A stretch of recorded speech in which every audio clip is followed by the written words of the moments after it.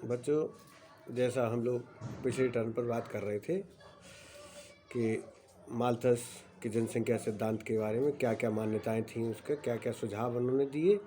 आज हम लोग ये विचार कर रहे हैं, बात कर रहे हैं कि इस सिद्धांत के बारे में, जैसा कि माल्थस ने ये सब मान्यताएं रखीं, अपने बिंदु स्पष्ट किए, उस संबंध के बारे में कुछ आलोचनाएं भी की जाने लगीं। माल्थस ने जिस सिद्धांत को बताया और उसके बारे में कुछ विचारधाराओं में भिन्नता देखने को मिली कि लोगों का विचार ऐसा था कि ये माल्थस का जी जो मान्यताएं रखी हैं वो वैचारिक नहीं है, व्यवहारिक नहीं है। इनको बिना व्यवहार के तौर पे इन्होंने लागू करने की कोशिश की है। तो माल्थस के निबंध ने हालांकि जो है विश्व के कोने कोने में लोगों का ध्यान जनसंख्या की ओर आकर्षित किया, लेकिन माल्थस से पूर्वी जनसंख्या के बारे में बहुत से विचारकों ने अपने विचार रखे।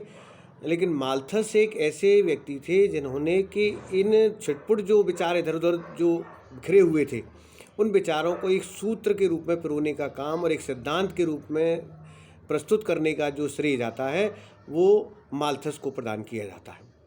अब यहाँ विचारकों की एक दो कड़ियाँ हमारे सामने देखने को मिलती हैं, दो ग्रुप बन गए। एक विचार में तो यहाँ एक ग्रुप जो बना जो माल्थस का समर्थक माना जाता है या माल्थस के विचारों का अनुयायी कह सकते हैं, जिसमें मार्शल का नाम सामने आता है, कोसा का नाम सामने आता है, एली का नाम सामने आता है, टॉजिंग का नाम सामने आता है, पैटन का नाम सामने आता है, वुल्फ का नाम भी सामने आता है और ये प्राइस का नाम भी सामने आता है। तो ये सब माल्थस के अनुयायी थे जो माल्थस के सिद्धांत के समर्थक थे। इधर दूसरी ओर हम लोग बातचीत करें कि इसके सिद्धांत के विरोध में जो ग्रुप खड़ा था वो था जिसमें गॉडविन का नाम सबसे आगे आता है, मोम्बार्ट का नाम भी आ जाता है, निकलसन का नाम भी आता है, केनन का नाम भी आ जाता है। तो ये सब जो है माल्थस के कटु आलोचक रहे। तो माल्थस के निबंध के प्रकाशित होते ही सबसे पहला जो तीखा जो प्रहार किया, तीखी जो बाणी रखी वो गॉडविन ने थी और यहाँ तक कह दिया कि ये काला तथा भयानक राक्षस का दर्जा देते हुए से मानवता की आशाओं का गला घोटने को तैयार रहता है। ऐसा विचार जो है गॉडविन ने रख दिया। और इसी प्रकार की माल्थस की आलोचना करते हुए उस समय के जो समकालीन विपरीत ग्रुप के जो व्यक्ति थे ऐसा या विचारक थे, उनमें अलेक्जेंडर ग्रेव ने भी लिखा है कि यह बात आसानी से कही जा सकती है कि अभी तक किसी भी सम्माननीय नागरिक का इतना अधिक निंदा किसी भी व्यक्ति की नहीं की गई जितनी कि माल्थस की गई है। तो इतना माल्थस को बुरा भला कहा गया है। तो ये विचारधारा दूसरे ग्रुप के लोगों ने या विचारक जो इसके विरोध में थे या विपरीत थे, उन्होंने ये बात रखी। अब हम इस सिद्धांत के बारे में थोड़ा सा स्पष्टीकरण लेकर के चलें, वास्तविकता में इन तथ्यों को लेकर के चलें कि माल्थस के विचारों में कहाँ अच्छाई देखने को मिलती है और कहाँ इसकी वास्तविक स्थिति जो व्यावहारिक तौर पे हम लोग देखते हैं वो स्थिति कहाँ तक ठीक है।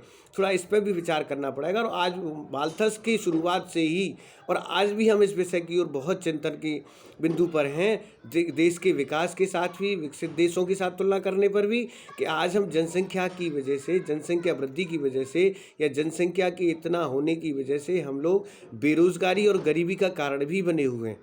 तो आज हम थोड़ी सी इस विषय पर भी चर्चा करें कि माल्थस की जनसंख्या की जो मान्यताएं रही हैं वो उचित नहीं है, ऐसी आलोचनाएं की जाने लगी। तो पहली बात हम लोग लेकर के चलें कि मानव की जो काम वासना की स्थिरता की बात माल्थस ने रखी थी। यह विचार कि मानव की काम वासना यथा स्थिर रहती है, किंतु वास्तव में यदि इस पर विचार किया जाए तो जैसे जैसे व्यक्ति का जीवन स्तर ऊंचा उठता जाता है, व्यक्ति के मनोरंजन के साधनों में बढ़ोतरी होती जाती है और तब उसकी काम वासना भी घटती जाती है। ऐसी स्थिति भी देखने को मिलती है। दूसरी बात उन्होंने रखी कि काम वासना की संतुष्टि तथा संतान उत्पत्ति के बीच जो है सीधा संबंध, प्रत्यक्ष संबंध बताया, जबकि ऐसा नहीं होता है। इसके कईयों कारण हमारे सामने देखने को मिलते हैं। तो वास्तविकता यह है कि संतान उत्पत्ति की जो लालसा है अनेक विचारों के हिसाब से या अनेक विचारों तथा परिस्थितियों, जैसे हम लोग कह सकते हैं आर्थिक परिस्थिति भी कह सकते हैं, सामाजिक परिस्थिति भी कह सकते हैं, कुछ धार्मिक परिस्थिति भी इससे प्रभावित होती हैं। यदि हम थोड़े से बैक उसमें चले जाए तो राजा दशरथ के यहाँ पर भी इसी तरीके का एक बिंदु खड़ा हो जाता है कि मालूम पड़ा कि मेरे राज को चलाने वाला कोई नहीं होगा, तो वृद्धावस्था में जाकर के, और राजा दशरथ ने भी इस तरीके के यज्ञ की बात जो है रखी थी जिससे कि उन्होंने पुत्र प्राप्ति हुई। और वास्तव में कई कारण, जैसे हम लोग बात कर रहे हैं कि आर्थिक कारणों से कभी कभी गरीब भी इस बात को लेकर के सामने रखता है कि मेरी ज़्यादा संतान होगी या ज़्यादा बच्चे होंगे तो ज़्यादा कमाने वाले होंगे और मेरी आर्थिक स्थिति मजबूत होती चली जाएगी। कुछ मान्यताएं इस तरीके की हमारे सामाजिक तौर पर भी देखने को मिलती हैं कि मालूम पड़ा कि लड़कियां होती चली जाती हैं जिन महिलाओं के या जिनके बेटा नहीं होता है, तो ऐसी स्थिति देखने को मिलती है। या लड़कियां लड़के ही लड़के होते हैं तो लड़की का भी एक ऐसी भी मान्यता मानी जाती है कि पिता को मोक्ष की प्राप्ति के लिए पुत्र जब मुखाग्नि देता है तो उसे मोक्ष की प्राप्ति होती है। और दूसरी मान्यता हमारी धारणा के अनुसार ये भी है कि माँ जब उस कन्या का दान करती है तो उसके हाथों का शुद्धिकरण माना जाता है। तो ऐसी मान्यता भी हमारे साथ आर्थिक कारणों से, सामाजिक कारणों से और राजनीतिक कारणों, ये जो है धार्मिक कारण, सामाजिक कारणों से और धार्मिक कारणों से प्रभावित होती हैं। तो जहाँ तक काम वासना का प्रश्न है, वह जन्मजात होती है। वह एक जैविक, जिसे कहना चाहिए एक बायोलॉजिकल फिनोमेनन है जो कि शाश्वत है तथा जिसे किसी भी प्रकार से समाप्त नहीं किया सकता। अर्थात इस प्रकार नहीं कि काम वासना के साथ ही साथ संतानोत्पत्ति की इच्छा भी हो। तो ये स्थिति भी माल्थस की विचारणीय बिंदु था। तीसरा हम लोग बात करते हैं कि जीवन स्तर ऊंचा उठने के साथ साथ संतानोत्पत्ति की इच्छा प्रबल होती चली जाती है, बढ़ जाती है, ऐसा माल्थस का विचार था। लेकिन अनुभव और वास्तविकता जो है इसके विपरीत है। जैसे जैसे किसी व्यक्ति की आय बढ़ती चली जाती है, उसका जीवन स्तर ऊंचा उठता चला जाता है और उसकी संतान उत्पत्ति की इच्छा भी कम होती चली जाती है, अर्थात घटती चली जाती है। एक व्यक्ति अपना जीवन स्तर कायम रखने अथवा उसको ऊंचा करने के लिए विवाह को स्थगित करने का या विवाह के पश्चात कम संतानें उत्पन्न करने के लिए प्रोत्साहित होता है। ठीक है, तो विकसित राष्ट्र भी इसी के एक उदाहरण है। जैसे हम लोग बात करते हैं विकसित राष्ट्रों की, तो वहाँ पर भी तो मोम्बार्ट का भी इस विषय में एक स्टेटमेंट हमारे सामने देखने को मिलता है कि आरामदायक वस्तुएं एवं मानवीय समृद्धि जनसंख्या को नियंत्रित करने का एक अच्छा कार्य करती है। तो ये बात जो है माल्थस के सिद्धांत की विरोध में चली जाती है। और दूसरी बात, यहाँ हम लोग बात करते हैं कि जनसंख्या वृद्धि ज्योमेट्रिकल अनुपात प्रोग्रेशन से, अर्थात ज्यामितीय अनुपात से, और खाद्य सामग्री की वृद्धि हमारी अंकगणितीय अनुपात से होती है। जैसा कि माल्थस ने इस विषय में विचार रखा कि जनसंख्या की बढ़ोतरी जो है वो ज्यामितीय अनुपात से होती है। जैसे हम लोग बात कर रहे थे 1:2:4:16 इस तरीके से बात कर रहे थे, और अंकगणितीय अनुपात को उन्होंने स्पष्ट किया कि 1:2:3:4 इस तरीके से अंकगणितीय अनुपात को देखने का विचार रखा। लेकिन जो कि इस यहाँ माल्थस के समर्थकों का ये भी विचार था कि माल्थस ने केवल जनसंख्या की प्रवृत्ति की ओर ध्यान आकृष्ट करने का प्रयास किया कि अनियंत्रित अवस्था में जनसंख्या निरंतर बढ़ोतरी करती चली जाएगी। लेकिन उसके अनुसार से उन्होंने ये ध्यान नहीं किया कि जनसंख्या बढ़ोतरी से जनसंख्या वृद्धि स्वाभाविक प्रवृत्ति और ज्यामितीय अनुपात में बढ़ने की होती है। ये माल्थस का ऐसा विचार था। इसी प्रकार जीवन निर्वाह के साधन तथा खाद्य सामग्री में वृद्धि अंकगणितीय अनुपात से उन्होंने बताई। तो यहाँ और कृषि में उत्पत्ति ह्रास नियम लागू होने की बात रखी। तो माल्थस ने अपने निबंध के द्वितीय संस्करण में भी इसको स्पष्ट करने का प्रयास किया है कि उसने इन अनुपातों का प्रयोग केवल उदाहरण के रूप में किया है ना। तो माल्थस ने एक जनसंख्या के बारे में यह भी विचार रखा कि माल्थस के अनुसार कि जनसंख्या जो है दुगना करने के लिए 25 वर्ष का समय लगता है। जनसंख्या इसमें 25 साल में दुगनी हो जाती है, जबकि इतिहास में ऐसा कोई उदाहरण नहीं मिलता है। लेकिन माल्थस के आलोचकों को मानना था कि 25 साल में नहीं बल्कि 33 साल में जनसंख्या दुगनी हो जाती है। ऐसी विचारधारा माल्थस के आलोचकों का था। तो ये थोड़ी सी सिमेट्रिकल है, चाहे वो 25 में हो या 33 में, लेकिन थोड़ा सा समर्थन इसमें मिल जाता है। तीसरी बात हम लोग बात करते हैं कि जनसंख्या वृद्धि किसी भी देश के लिए हमेशा हानिकारक नहीं होती है। ये बात जो है माल्थस ने जैसा रखा कि जनसंख्या की वृद्धि सदैव हानिकारक, प्रत्येक देश के लिए हानिकारक होती है। यदि किसी देश की जनसंख्या उस देश की अनुकूलतम संख्या से कम है तो उस देश में जनसंख्या वृद्धि हानिकारक नहीं होगी। इस प्रकार के देश में जनसंख्या वृद्धि से कुल उत्पादन में वृद्धि होगी और तथा साथ ही साथ प्रति व्यक्ति आय में वृद्धि होगी।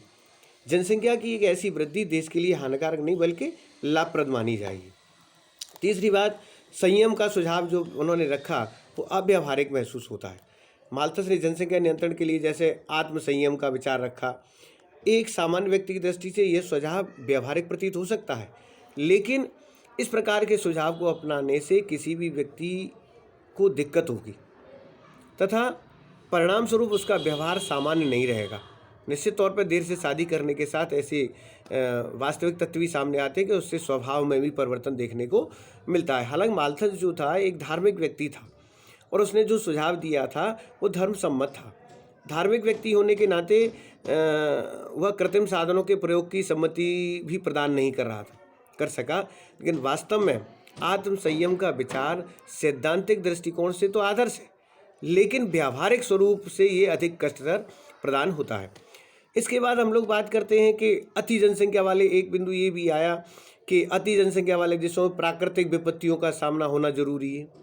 जरूरी नहीं ये बात, जैसे उन्होंने कहा कि जनसंख्या जहाँ ज़्यादा हो जाएगी वहाँ प्राकृतिक आपत्तियाँ विपत्तियाँ होने लग जाएंगी। तो माल्थस का ऐसा विचार था कि जिन देशों में जनाधिक्य होता है वह जीवन निर्वाह के साधनों के साथ साथ सामंजस्य स्थापित करने के लिए प्रकृति अपने आप संतुलन स्थापित करती है। तो ये विचार अनुपयुक्त है, क्योंकि ऐसा कोई उदाहरण देखने को नहीं मिलती है, क्योंकि प्राकृतिक विपत्तियाँ ऐसे देशों में भी आई हैं जहाँ जनाधिक्य नहीं है। तो अनेक ऐसे देशों में जहाँ की जनाधिक्य की समस्या नहीं है, इस प्रकार की विपत्तियों को नियंत्रित करने के उपाय भी किए जा चुके हैं। अतः प्राविधिक प्रगति से इस प्रकार की विपत्तियों को नियंत्रित किया जा सकता है। जैसे हम लोग बात करते हैं कि आज भी हमारे साथ जो कोरोना की बहुत बड़ी एक महामारी की दशा देखने को मिल रही है, तो भारत ने इस विषय में पूरा एक अपना प्रयास के द्वारा विकास के माध्यम से और बहुत सारा प्रयास संतुलित करने का प्रयास किया है। और ये जहाँ विकसित देश हैं वहाँ पर इसको कंट्रोल नहीं कर पा रहे हो, लेकिन भारत एक विकासशील देश होने के साथ भी इसको नियंत्रण की स्थिति में ला चुका है। तो ये भी एक, ये नहीं कह सकते कि यहाँ प्राकृतिक विपत्तियों का सामना ही हम लोगों को देखना पड़ेगा, जबकि जनाधिक्य के दृष्टिकोण को यदि हम दृष्टिपात करें तो भारत इसमें पीछे नहीं है। नेक्स्ट हम लोग बात ये भी करते हैं कि जनसंख्या की वृद्धि के साथ साथ देशों की श्रम शक्ति में भी बढ़ोतरी होती है। अर्थात माल्थस ने यहाँ ध्यान इस बात पर नहीं किया कि देश की जनसंख्या वृद्धि के साथ साथ श्रम शक्ति में भी बढ़ोतरी होती है। अर्थात वास्तव में यदि कैनन के शब्दों पर थोड़ा सा ध्यान दिया जाए और अपने यहाँ की व्यवस्था को संतुलित करने की ध्यान दिया जाए, तो कैनन ने यहाँ एक लिखा है कि बच्चा जब जन्म लेता है या जन्म लेने पर बालक भोजन के लिए मुंह लेकर ही नहीं आता है, बल्कि वह काम करने के लिए दो हाथ भी लेकर के आता है। तो यहाँ वास्तव में ये देखा जाए तो जनसंख्या वृद्धि से देश में श्रम शक्ति में बढ़ोतरी होती है, जिससे देश के उत्पादन में भी बढ़ोतरी होती है। ये भी एक विचार का बिंदु है। तो यहाँ जैसे हम लोग भी बात करते हैं कि यहाँ यदि वास्तव में जिस देश की जनसंख्या कार्यशील जनसंख्या होगी, वो देश निश्चित तौर पर प्रगति के रास्ते पर होगा और वहाँ उत्पादन भी बढ़ेगा। जैसा कि आज हम भारत की बात करते हैं तो बहुत सारी उत्पादन के दृष्टिकोण को हम लोग दृष्टिपात करें तो आज पहले जहाँ हम लोग आयात की स्थिति में, आज निर्यात की स्थिति में बने हुए, तो यहाँ उत्पादन में बढ़ोतरी देखने को मिलती है। तो नेक्स्ट पॉइंट पे हम लोग जाते हैं कि माल्थस ने जनसंख्या की तुलना जीवन निर्वाह के साधनों से की, टोटल प्रोडक्शन से उसने नहीं की। तो ये विचार जो रखा सामने, ये भी विचार जो अभी हम लोग बात कर रहे थे, इस पर भी ध्यान देने की बात है। तो जैसे कि नेक्स्ट हम लोग बात करें कि जनसंख्या की समस्या मात्र आकार की नहीं है, बल्कि कुशल उत्पादन की भी है और वितरण की भी समस्या देखने को मिलती है। तो यहाँ माल्थस ने जनसंख्या को केवल एक संख्यात्मक पक्ष को महत्व दिया, उसके गुणात्मक पक्ष की उन्होंने उपेक्षा कर दी। अर्थात जहाँ तक हम लोग बात करते हैं तो सेलिंगमैन ने अपना एक स्टेटमेंट देते हुआ लिखा है कि आज जनसंख्या की समस्या केवल आकार मात्र की नहीं है, बल्कि कुशल उत्पादन और न्यायोचित वितरण की भी समस्या है। ठीक है, तो यहाँ इससे ये भी ध्यान देना चाहिए सेलिंगमैन के अनुसार कि यहाँ हमारा ध्यान केवल जनसंख्या वृद्धि पर न होकर के संपूर्ण अर्थव्यवस्था पर भी होना चाहिए, जिससे कि हमारी जो वितरण की प्रक्रिया है उसको ठीक तरीके से एक न्याय का दर्जा मिल सके। दूसरा हम लोग बात ये भी करते हैं कि निर्धन व्यक्ति स्वयं अपनी दरिद्रता का कारण बन जाता है। ये भी एक खास बड़ा प्रश्न है हम लोगों के सामने। आलोचकों को मत है कि माल्थस ने अपने जनसंख्या सिद्धांत में जनसंख्या की वृद्धि का उत्तरदायित्व तो निर्धन व्यक्तियों पर छोड़ दिया। माल्थस के इस विचार की कार्ल मार्क्स ने निंदा की। कार्ल मार्क्स अन्य समाजवादी विचारकों ने भी की है। तो आलोचकों के अनुसार ये भी था कि निर्धनता का मुख्य कारण अधिक जनसंख्या नहीं, बल्कि धन का असमान वितरण है और वितरण के साथ साथ कुछ सरकार की अन्य दोषपूर्ण नीतियां भी हैं। जैसा कि आज हम लोग जो प्रक्रिया देखते हैं सरकारों की कि एक प्रश्न यहाँ देखने को ये भी आ जाता है कि हमारी जो जिम्मेदारियाँ हैं उनसे हम थोड़ा सा पीछे हटके सरकार के साथ जिम्मेदारियों को बढ़ाने की कोशिश में रहते हैं। तो ये स्थितियाँ भी हमारी बहुत सारी दोषपूर्ण जो नीतियाँ हैं या दोषपूर्ण विचार जो हमारे हैं वो भी अपनी दरिद्रता का और गरीबी का कारण या बेरोजगारी का कारण हमारे सामने बनकर खड़े हुए हैं। इसमें जनसंख्या एक पार्ट के रूप में अर्थात एक पेड़ के रूप में अर्थात पौधे की एक मूल जड़ के रूप में हमारे सामने जनसंख्या तो है, लेकिन उसके साथ साथ हमारी गरीबी और बेरोजगारी का एक मुद्दा भी हमारे सामने ये दोषपूर्ण नीतियों में शामिल करके या सरकार के द्वारा जो प्रलोभन जिस तरीके से दिए जाते हैं जो व्यक्ति को सक्रियता के बजाय निष्क्रियता की ओर ले जाते हैं। तो मेरा ये भी एक बड़ा बिंदु है यहाँ पर। नेक्स्ट हम लोग जो बात करते हैं यदि निष्कर्ष के तौर पर यदि हम लोग बात करें तो वास्तव में उपरोक्त बहुत सारी आलोचनाएं तो माल्थस के सिद्धांत की हुई, लेकिन यह कहा जा सकता है कि माल्थस ने सबसे पहले जनसंख्या की समस्या को एक वैज्ञानिक दृष्टिकोण प्रदान किया। जनसंख्या सिद्धांत के विकास में माल्थस का वास्तविक योगदान उससे कहीं अधिक है जो कि उसकी रचनाओं से प्रदर्शित होता है। माल्थस के निबंध के विवाद के तूफान को, जैसे हम लोग कहें कि माल्थस के जनसंख्या निबंध के तूफान को जन्म दिया जो कि उसके जीवन के बाद आज भी बरकरार है। आज भी माल्थस की थ्योरी को ध्यान करें तो ये दृष्टिपात होता है, ये दिखाई देता है। तो यहाँ माल्थस के निष्कर्ष से उसके समर्थक तथा आलोचक दोनों ही जनसंख्या प्रवृत्तियों की पर्याप्त सूचनाओं और उसकी सामाजिक तथा आर्थिक दशाओं से संबंधों की खोज के संदर्भ में अधिक सजग हो गए। अर्थात वास्तव में माल्थस के सिद्धांत के प्रतिपादन में कुछ कमियां अवश्य हैं, ये तो मान सकते हैं हम लोग, अवश्य रह गई, जिसके कारण उसको गलत समझा जाता है। लेकिन हेने ने यहाँ लिखा है कि निसंदेह माल्थस के तर्क की कुछ कमियों की निंदा की जानी चाहिए, मैं भी इस बात का पक्षधर हूँ, लेकिन जिसके परिणाम स्वरूप उसका भयानक कथन सामने आया जिसके कारण उसके सिद्धांतों के संबंध में गलतफहमियां उत्पन्न होती रहीं, क्योंकि यहाँ सैद्धांतिक तौर पे और व्यावहारिक तौर पे दोनों बातों को ध्यान करना अति आवश्यक माना जाता है। चलिए इससे आगे हम लोग नेक्स्ट टर्न पे बात करेंगे।